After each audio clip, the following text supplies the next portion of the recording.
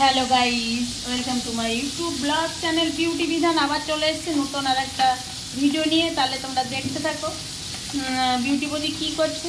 দেখো, আজকে খুব সকাল সকালে উঠেছি।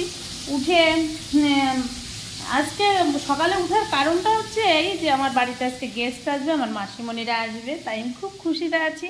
ওরা আসবে বলেই আমি সকালে উঠেছি। সকাল উঠে সমস্ত কাজ সেরে নিয়েছি।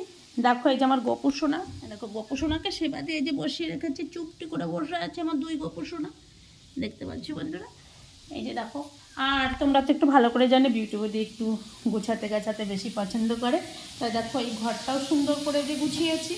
আর বিশেষ করে কী বলো তো, এই ছেলে বাড়িতে নেই তো, ছেলের ঘরটাও বাড়িতে থাক আর না থাক ওটা কোনো কথা না, আমি সুন্দর করে গুছিয়ে রাখি।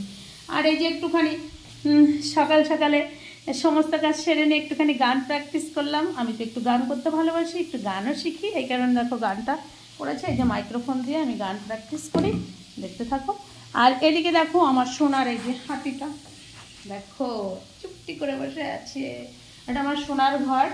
যাই হোক, এই ঘরটা সুন্দর করে গুছিয়েছি। তারপরে এই ঘরটা গোছাতে কি কম টাইম লাগে বলো বন্ধুরাই। দেখো, সমস্ত কাজ গুছিয়ে তারপরে এই যে এসেছি রান্না করতে। আর এখানে তোমাদের দাদাভাই আবার সকাল সকাল মানে বাজারে গেছিলো, বাজার থেকে আসবে, তারপর তো আমি রান্না বসাবো নাকি। আর বাজার থেকে কী এনেছে বলো তো, দেখতে থাকো কী কী এনেছে। পুঁটি মাছ এনেছে, পুঁটি মাছ। এই যে পুঁটি মাছটা ভাজি করছি। আর এদিকে দেখো, এই মাছটা ভাজি করছি। এটা মাছের মাথা আগের দিনের ছিল ফ্রিজে, সেটা। এটা কি, এটা রুই মাছ। রুই মাছের মাথাটা একটু ভাজি করছি, কারণ এই রুই মাছের মাথা দিয়ে আর এই রুই মাছ দিয়ে আর এদিকে দাঁড়াও একটুখানি, এই রুই মাছ দিয়ে আর এদিকে হচ্ছে এই যে পাতাকপি কেটে রেখেছি। এটা একটু ভাপ দিয়ে নিয়েছি, কারণ ভাপ না দিলে একটা গন্ধ, বুনো গন্ধ লাগে। এটা দিয়ে আর এই যে আলু ভেজে রেখেছি, এটা দিয়ে মাছের মাথা দিয়ে চচ্চড়ি হবে। আর ওদিকে দেখো পালং শাক কেটে রেখেছি, এই যে এই পালং শাক দিয়ে আর এই পুঁটি মাছ, এই পুঁটি মাছ ভাজি করে রেখেছি, এটা দিয়ে আর একটু রসুন ফোড়ন দিয়ে রান্না করব। আর পুঁটি মাছটার পরিমাণ অনেকটা, তাই এখানে আবার টমেটো কেটে রেখেছি, কাঁচা টমেটো এনেছে তোমাদের দাদাভাই। এই কাঁচা টমেটো খেতে তো ভীষণ ভীষণ ভালো লাগে, সেটা তোমরা ভালো করে জানো। এই কাঁচা টমেটো দিয়ে আর এই যে পুঁটি মাছ দিয়ে চচ্চড়ি করবো।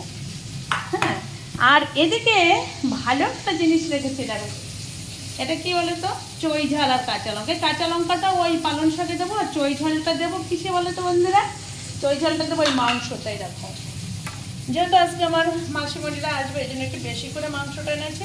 আমরা তো মাংস খেতে বেশি পছন্দ করি না। এদিকে গোটা আলু হয়েছে কেটে রেখেছি, তাহলে এটাই তো। আর এদিকে দেখো, আমি এই যে মশলাটা করে রেখেছি, কারণ দেখো একা একা সব কিছু সামলাতে হয় তো, এই কারণে আমি সমস্ত কাজ গুছিয়ে নিয়ে তারপরে আমি রান্না করতে বসি।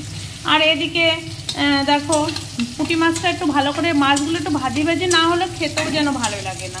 আর এই পুঁটি মাছটা মানে কাটতে আমার যে কতটা টাইম লেগেছে কি আর বলবো বন্ধুরা, কিছু করার নেই। কিন্তু ভালো জিনিস খেতে গেলে, ভালো টেস্টি যে জিনিসগুলো সেটা করতে গেলে একটু টাইম লাগে, কষ্ট হয়, এটা তো সবাই জানে।